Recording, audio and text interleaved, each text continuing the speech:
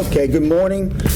This is our latest press conference. We've gone, as you know, from weekly to monthly, and I just wanted to mention some highlights from the last press conference. One of the biggest things that we've accomplished is since October, in the last month, we've got 45 out-of-compliance inmates, and those are inmates who belong in the state system, but the state had not taken them yet. And that's a huge benefit for us because we have a number of obviously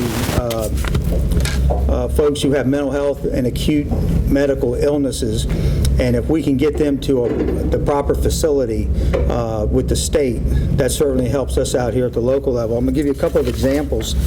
No names, so I'll give you some examples. We had we sent somebody out with severe schizophrenic disorder, and he had been here since the beginning of the year, and we had a sentence of 25 years. So obviously we belonged up in the state. The state, when they take their folks, they kind of it's easier for them to kind of get situated because they know where they're going to be, more or less for a long-term process.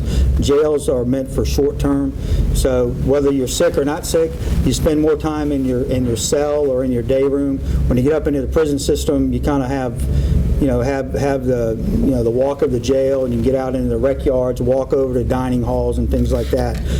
For medical folks, getting up there and getting the consistent care, dealing with the same staff, it helps them, especially with those that have mental health. We had another gentleman who'd been here for over a year and a half with 25 plus years. I'm sorry. He suffered depression, anxiety, and severe mental health issues. He went up to the state. A female that was in here on murder charges had been here for the past year and had severe bipolar mental health. Went up to DOC. Another gentleman been here for a year. Again, severe schizophrenia, bipolar, asthma, is now at the state. So, those are just a highlight of the 45 that have gone to the state Department of Corrections. And I can't stress enough, since I've been here second week in September, how the Department of Corrections has worked with us fantastically in getting folks into the system where they should be, and we're continuing that on a daily basis. We have a great relationship. In fact, we've met not only with the Department of Corrections, but we've met with Secretary Hazel who's the Secretary of Health and Human Services, to talk about the TDO process, dealing with local CSBs. We talked about the mental health grant that we're applying for, and I think we have a pretty good chance of getting it here. So we have all of the stakeholders now together, and we're all kind of all meeting on a regular basis, talking on a regular basis. Last week, Ms. Bryant, the Assistant Superintendent, convened a meeting of the local CSBs, jail staff, and state behavioral health folks to talk about the TDO process and to talk about how that process works and how it should work, from the jail staff all the way getting to the state hospital. And they've also indicated and offered assistance in free mental health training for jail staff here, and so we're looking forward to being able to provide that along with them in the next in the coming months. Ms. Bryan also, and which is one of the reasons why I think this is such a great pickup for the regional jail. She had the chief magistrate from Norfolk. He has Norfolk and the Eastern Shore, but they all kind of work from the regional standpoint. Came over and did training for jail staff on how the TDO process works. from beginning to end, and if there's any hiccups, any problems, what's the best avenue to explore, the best avenue to make sure that things are worked out in that respect. So, this is all ongoing, and it's really been a big help for the corrections staff here, who are now more involved and more engaged in the process, a lot more training, and I think all of them that work here kind of are really absorbing this and really kind of taking this in a positive light. Got a great dedicated staff here. I can't stress that enough. One of the things you might notice if you go on the website, we now have a citizen complaint form on the homepage of the Hampton Roads Regional Jail website. I could also tell you that we're in the midst of revamping the jail website. I know I spoke when I first got here to several of you in the media, and you made comments about the website or the lack thereof of information and so forth. And quite honestly, I'd never been on the website. And so when I got on there, I definitely saw a need that we need to update it, make it more interactive, make it more informational. And I think one of the things, obviously, is making sure that there's contact information, that they can get a hold of somebody right away. And if there's a complaint, that it gets to somebody and it just doesn't go into a black hole on the internet. One of the other things that we've done since our last press conference is we've expanded our internal affairs division from 1 to 4, and it's now called the Professional Standards Division. We had one of my majors who runs the investigations over at Norfolk, who's a retired Norfolk detective, worked in homicide, worked in all the different places.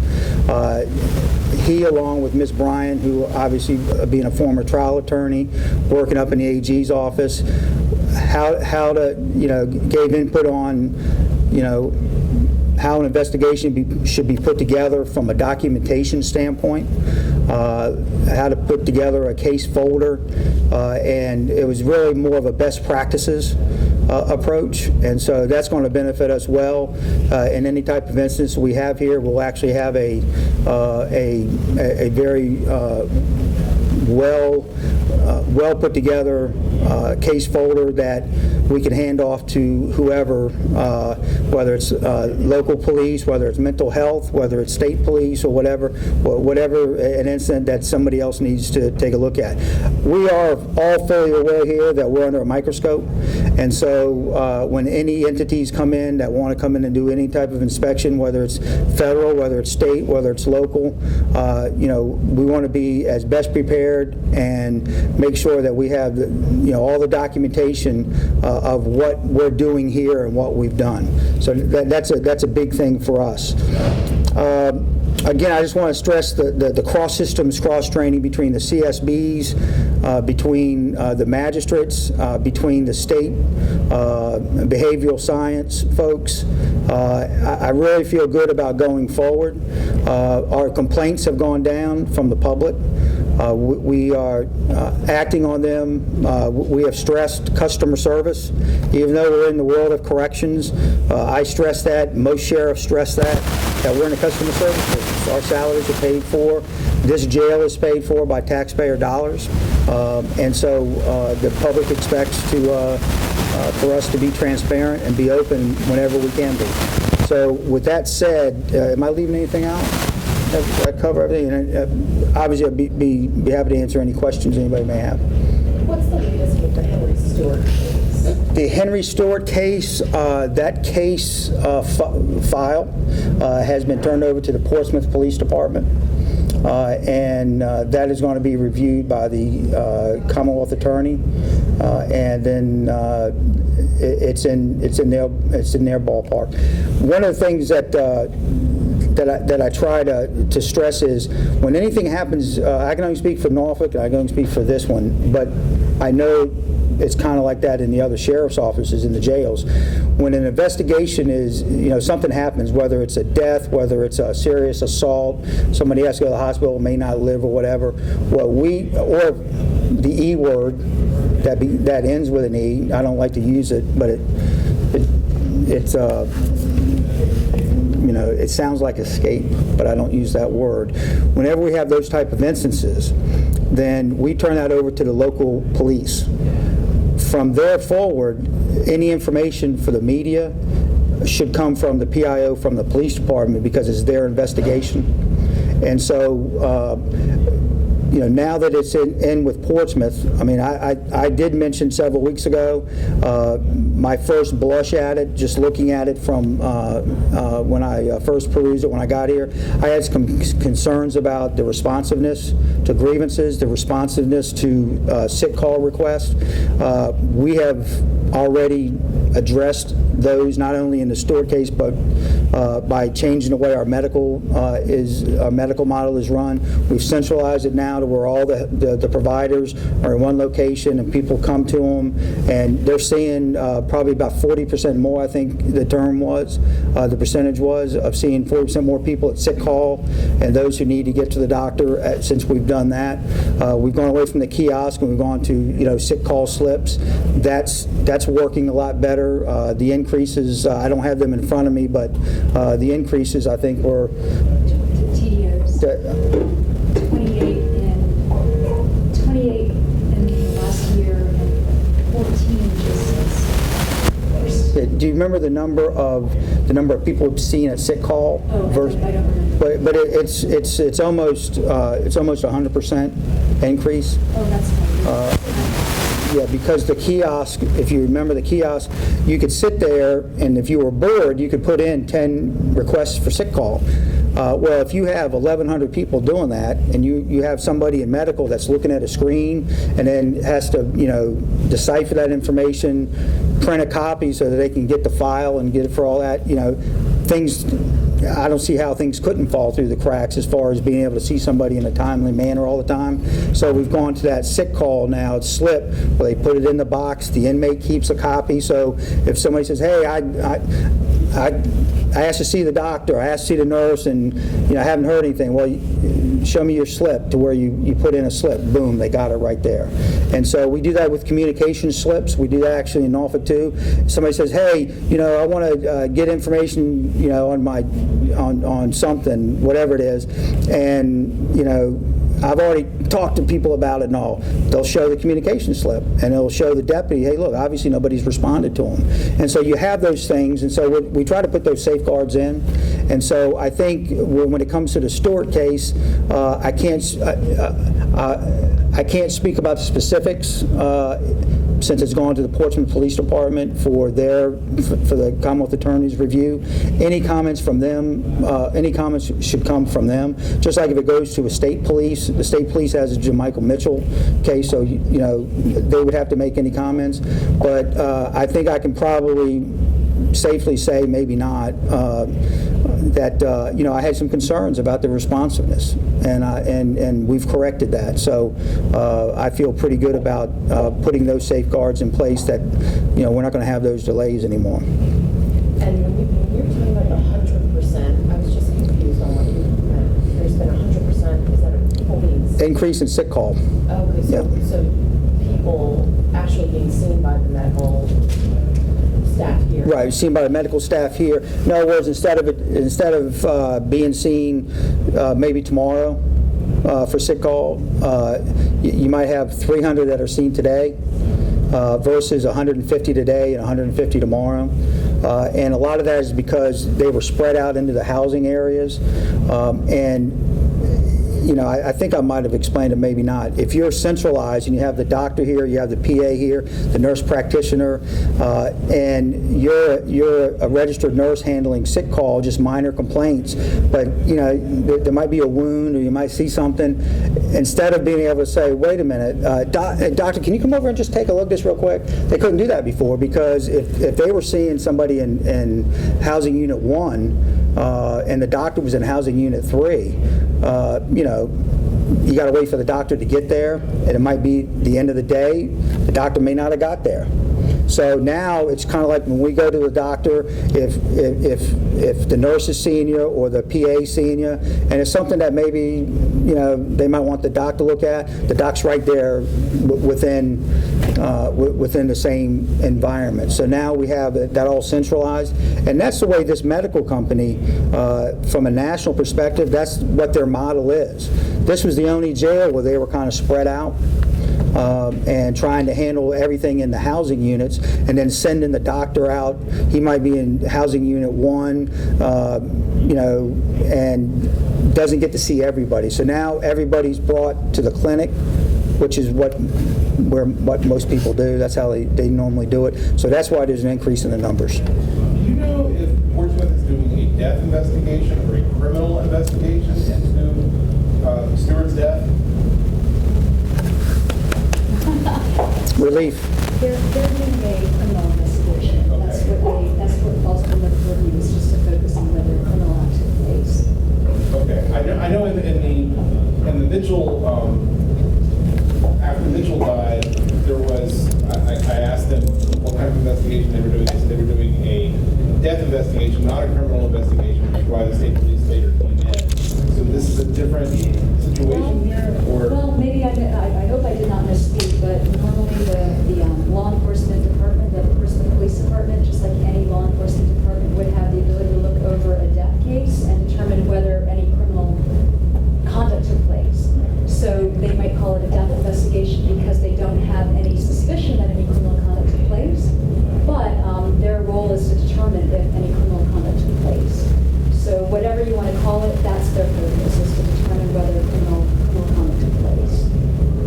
And so maybe there's provision of the code that I'm not aware of, but sometimes in more complex cases where it requires compiling medical records, financials, then the state police, they have some more tools, like forensic accountants and that kind of thing. So sometimes local law enforcement will ask for assistance from the police. Yeah, I just know from my experience in this case, right after Mitchell died, Portsmouth police came in, they told me they did a death investigation. I went back to them later and asked, what did you do? That's what they said. The only entity, there's statutes that allow for death investigations or death reviews, and that involves a medical professional, and that's really geared towards determining gaps in systems and making recommendations to move forward. But the law enforcement entities, their focus is to determine whether criminal charges took place, and if so, present that case to the Commonwealth Attorney and see what the Commonwealth Attorney thinks. And then in the case of Jermichael Mitchell, the Commonwealth Attorney has been working with the Virginia State Police to determine if more information is needed for her to make the right decision. So a lot of times the law enforcement, city departments, and the state police will work in conjunction with each other to make sure all the information is being acquired. If I can just jump in, the guy in the uniform over there is the chief deputy in Norfolk. He's a retired Norfolk policeman. He worked in homicide probably more than half of his career, and then as he moved up, he was in charge of homicide. When somebody dies in the Norfolk jail, the homicide division is the division, I think, or it used to be robbery, which we didn't understand why. That's for escapes. So when that thing gets turned over, they come into the jail, and it's theirs from that point forward. So any comments that we would make, because that's where you come in to where it's a third-party investigation, and so that's what you want to see. I know sometimes it gets a little, well, why aren't you commenting on this, or why can't you comment more? I think from the Jermichael Mitchell case, where this facility got it wrong was they didn't make any comment at all for a year. And so it was left to, well, they must be hiding something. And I think most everything in the Jermichael Mitchell case that I think is there has already been put out. The video was the last thing which I wasn't even aware of when I got here, that there was a video. And when that was made available, so everything that deals with that case is pretty much out there. And again, that's in the Portsmouth Commonwealth Attorney's office. The Commonwealth Attorney is the one who makes the decision on whether there's something to file criminally, or if it's just if if it's non-criminal, then obviously, there's always a civil side where families can sue, for wrongful death or lack of care or whatever. So that's always in the purview. But with the Stewart case going to the Portsmouth Commonwealth Attorney, then she has, any Commonwealth Attorney can have the local police, or they can call on the state police to come in and take a look at it with a different set of eyes. And I always welcome those type things. I want to know if we've done something wrong, or if we, those things actually happened before I got here. But I want to know if the standard of care wasn't right. I want to know if the security staff didn't do what they were supposed to, if they didn't respond in the manner. Just like if somebody was to escape, okay, was it because the deputies or corrections officers were being lackadaisical, weren't following policy and procedures, or do we have to change our policy and procedures? That's what we need to do as managers, and I think that we just got behind the 8 ball on the Mitchell case from the very start, because there wasn't any comment. Has there been anyone that's been, I know there's change in leadership, but anyone from the jail that has been let go or leaving because of the issues with Mitchell and Stewart? No. The 45 people that were transferred, they were transferred to the State Department of Corrections? Yes. Over what period of time were they transferred? Since October 1st, I'm sorry, September 1st. September 1st. I know we had, I think we had 12 go out this week to DOC. Was it 9 or 12, something like that? And so it just depends on, they have to find a bed. Like the first guy we sent out was a guy that's paralyzed. And so the state has to figure out, okay, what's the best facility to put that person in, make sure there's a bed available. And so usually they'll send them to their intake, and then they may sit in intake for a while at that institution before they go out to the different prisons. So yeah, hopefully we're going to be getting, we're down to, I think, 160 out of compliance, from over 200. When you say out of compliance, what do you mean? Well, it used to be a statute that the state was required by state law.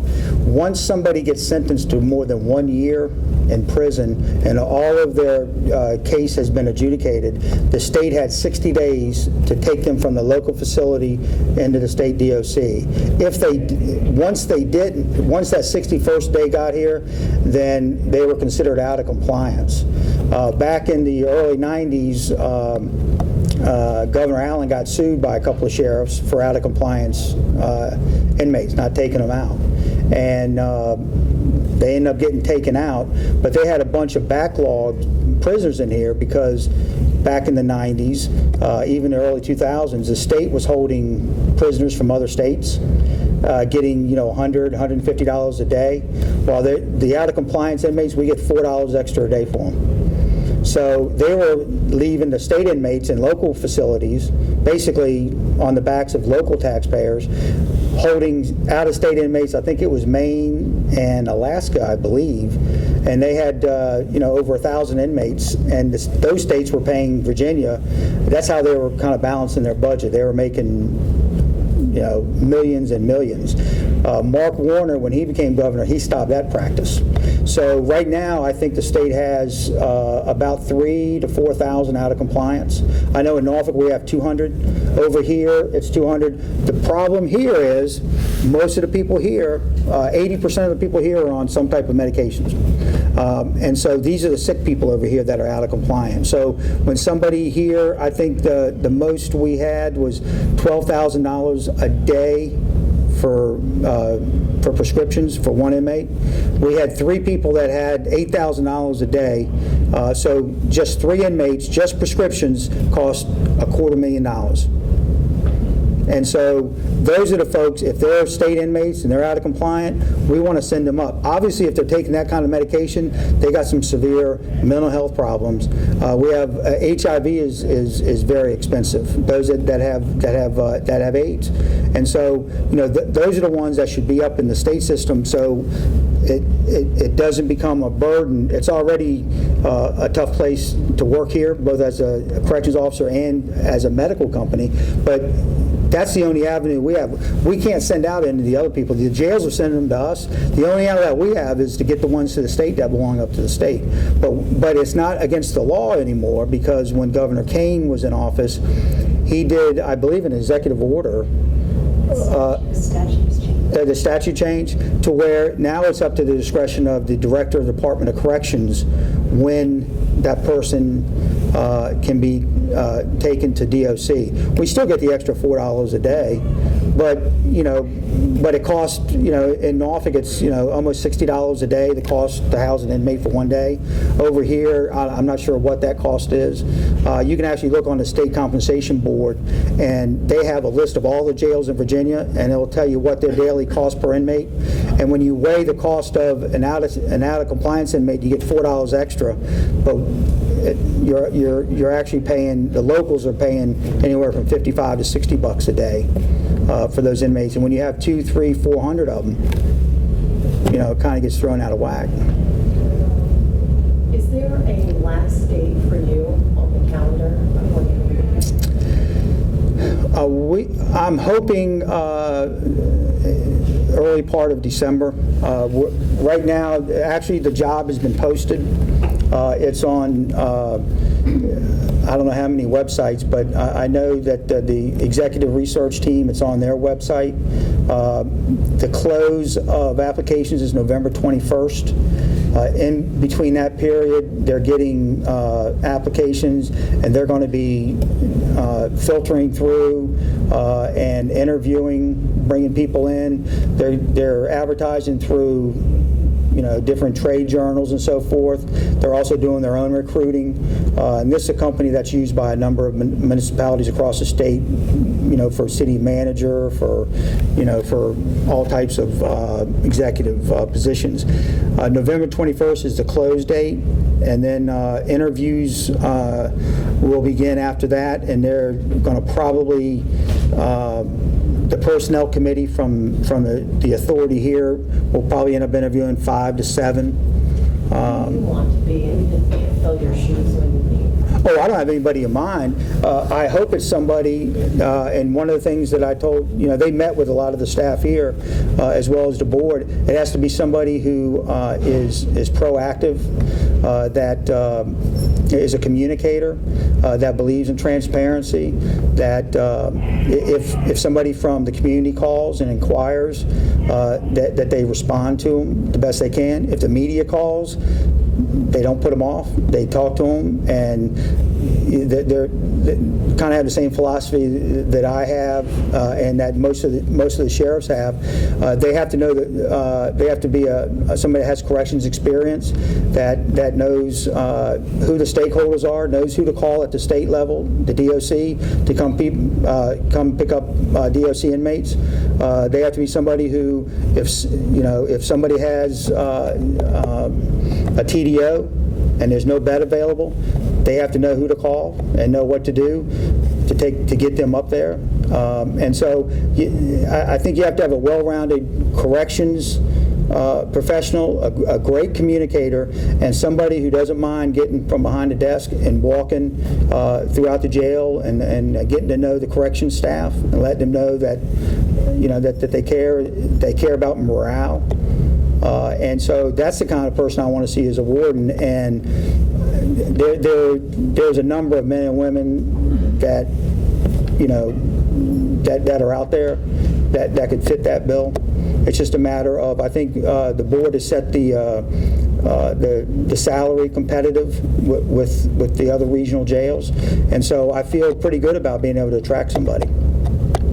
If you want a whole description, it is on watersandcompany.com. Waters and Company, okay. Yeah, and it's also, I tweeted out last week when the job went live on the website. You can see the description that they have up there. It matches exactly what he said, but if you want, word for word of what's out there, you go on. I'm trying to send it to each individually, but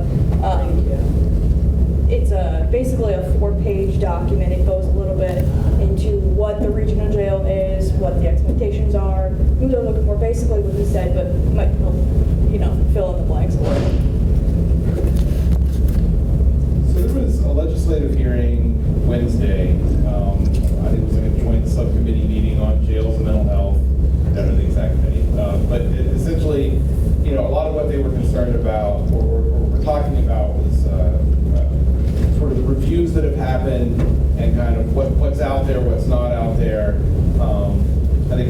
on the Office of the State Inspector General and sort of, what had happened with that office. But it seemed like the broader issue that they were getting at, and I think what one legislator kind of hinted at was what information, when are we going to get kind of the same type of report out of the jail that we have out of Eastern State, out of the Office of the State Inspector General? So I guess that's my question to you is that coming? Well, I can tell you that everything that we have, we turned over to Portsmouth and to the state police. Other than the fact that, if you've seen the video, the 14-hour video, and I've asked a couple of people if they saw, well, we kind of fast forward a little bit and all that. I mean, there's not a whole lot of things that occur.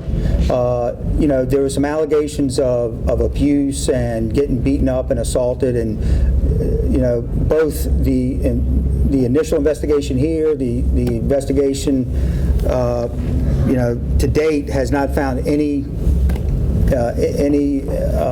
suggestions that any of that actually happened. In fact, I think one of the people who said they saw that happen, I wasn't even in the jail when that happened. But everything that we have, and I think I've mentioned it before, I think that you have everything dealing with that tragic thing that happened with Mr. Mitchell. I think the media already has it. I think the only thing that's going to come out, if it ever goes to a trial, would be all the medical stuff. What exactly did he die from? Because the wasting syndrome, I was not familiar with that terminology, but when I Googled it, there was like 10 different things. I think I saw where somebody from the medical examiner's office said, I never said, there's no indication that he was starved to death or anything like that, but if you look at wasting syndrome, I mean, without looking what it means, I mean, I would think that meant that probably has something to do with that. So, again, it's out there that Mr. Mitchell was at Maryview, and I think it was 13 days later when he passed away. He was well nourished and I forgot the other terminology, but basically he's in good health and well nourished. He only lost 1 pound from the time he left Maryview till when he passed away 12, 13 days later. So, I don't know. If you were to ask me off the record what happened, I'm telling you exactly what I know. And I think that's frustrating because you want answers. And I think the community wants answers. I know the family wants answers. I know the media wants answers. But I've said from the beginning, and I'll agree with what the previous comments from the previous superintendent. Although if he had come out and been a little bit more forthcoming, we may not be where we are today. But the security staff, other than maybe missing a couple of 30-minute rounds, did everything that they can do. When an inmate doesn't take their medication, that's documented, it's reported to medical comes and sees them, and we have a number of inmates. I think you saw the last press conference. We were throwing away $10,000 worth of medications because inmates refuse their medicines. I just want to clarify something real quick, just to make sure that we are accurate. You had asked about the death investigation with Portsmouth. So there is a statute that requires all DPC deaths be reported to the medical examiner's office, and then they're looking at it from a medical perspective, how to prevent things moving forward.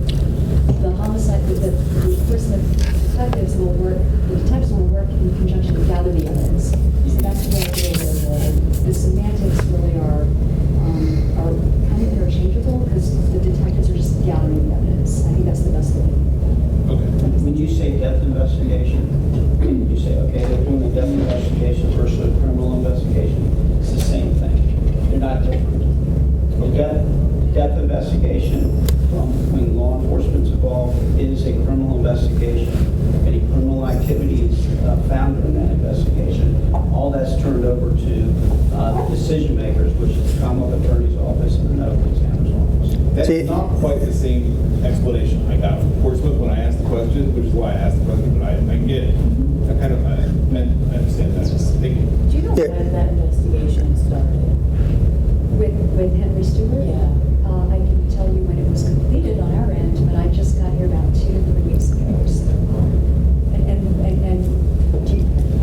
I don't have the exact date, but I can get that date. It was in August. So after you guys got done, they started their separate. No, they began, I'm sorry? That happens right away. Yeah, that started right away. Their investigation. Mhm. And that person? Yeah, I'm just confused. We're talking about with any death, the local police are notified right away. So they would have came in then. So this has been going on for a while. And I can't remember the exact date. I think it was mid-August or early August, August 8th. something like that. Yeah, the police department would have been notified right then. Are there separate are there separate internal and is there a separate internal investigation for the death of Mitchell and Stewart that's apart from the criminal investigation? How does what you turn over, how does that all work? So it can get complicated when you're looking at deaths in custody in jail on a lot of levels, okay? What we wanted to do, and what I feel that we accomplished in the last couple of weeks, was bring together a very robust group of people to make sure we get all the facts. So whatever you want to call it, separate here, separate there, we've got to get a group of skilled investigators, now our professional standards, to get all the facts. And it involves pulling medical records, it involves pulling video, it involves talking with people that were there. That was done by we know that we did that internally. Now, whatever the person in the police department does, that's really on them, but they're working with us to get that material. And our goal, as best practice moving forward, is to compile this in an organized manner so that whatever outside agency comes in, it's easy for them to go through the material. And when you're talking about all the material, it can be difficult to get through. It can be difficult to just get from various sources, from the medical provider, from the surveillance book. So our goal is to just get all the evidence in a very organized fashion and give it to whoever wants it. I hope that. So the answer is yes. There's two separate things. Once a death event, whether it's a death or escape or somebody gets beat up and seriously injured, the things that we look at, we turn over and we look at it from an internal standpoint on looking at policy and procedures, looking at things can be not criminal, but they could violate policy and procedure. And you can, discipline folks for violating policy and procedures, not doing what they're supposed to do, although it may not be criminal. If that makes any sense. The issues with your investigation that you guys did with Evan Stewart case? I know you said you made the change. My biggest concern, Margaret, was the fact that they were writing emergency grievance is on pieces of paper, and if it's an emergency medical grievance, you pick the phone up. You don't put it on a piece of paper, because if it's an emergency, it's an emergency. And I think by doing that kiosk and by turning in those emergency grievances, the responsiveness from medical, you've got to remember they're in a housing area, so you got a nurse in there that goes around and gives out meds. It can handle bandage, changing bandages and things like that, and giving out meds. But if you're talking about something that's really serious, then you got to go get the doc or the PA or the NP from where Med Central is. Now we got everybody being seen in Med Central. The time between being seen needed to be better, and it is better. Was anyone disciplined? Any staff members, people?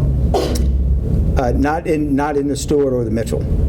But there have been changes with some medical practices. The biggest one being how they deliver the medical services here.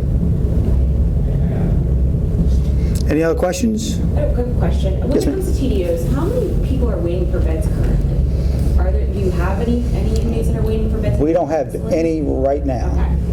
And so that's been you've had success? Oh, much better. In fact, I even have to mention the city manager in Portsmouth. When we had a delay a few weeks ago with the person that was up on the basketball rim, the city manager actually called me and said that she had heard about it, and said if you ever have any issues getting a hold of anybody with the CSP or whatever, and so Dr. Patton was and she's on the board here, and so she reached out on her own to say, I heard about this, so if you need anything, need to cut through any bureaucracy, and also she offered that type of assistance. And I think that's what's, I always try to look at the silver lining in things. And so from what's happened here at the regional jail in the last year, I think we're making major improvements from an operational standpoint and also from an awareness standpoint of, what the needs are here. And again, we've always funded it. It's just a matter of there has to be better communication, both within the facility, from the superintendent's office to the board, and from the facility to the local CSBs to the DOC.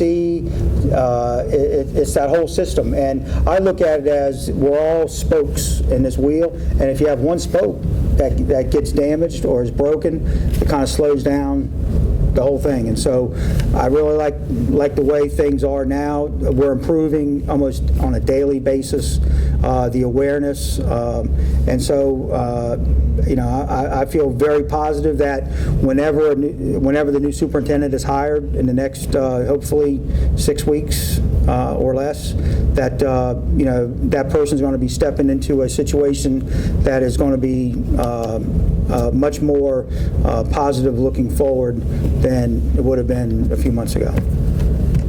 When you're talking about the TDOs, are you also talking about CROs? Are there no, I guess I'm trying to figure out court orders and then the temporary detention orders. So the temporary detention orders, if it's determined that they are a serious threat, the inmate's a serious threat to themselves or someone else, they're going to get a TDO issued. They're going to get a bed, hopefully within 12 hours. Right. And then the competency hearings are different. That's a little, that's where the defense attorney or Commonwealth goes to the court and says, we need to have this person evaluated to determine if they're competent to stand trial. That can be done on an outpatient basis, meaning sometimes they're not seen right away, and that's a problem. That's a gap. That's a gap in the system where a judge may order somebody to be evaluated for competency, but they're still here and they're not evaluated right away, and then they can decompensate. We have our jailers, the nurses, the staff saying, now we got to get them TDO'd, and so there's a gap there. Can I interject for a second? I just had this thought, and you tell me just yes or no. You tell me if we can do it.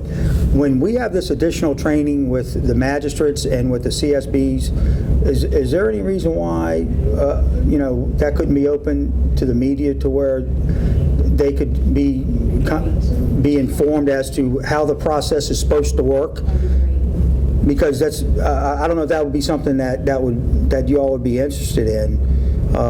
But really, I mean, they're going to be doing some basic training from the correctional standpoint. If you're a corrections officer, this happens to where somebody's going crazy and is just not taking their medication, and to just go, what's the process that should happen to where somebody gets seen, all the I's are dotted and the T's are crossed, and that person gets out.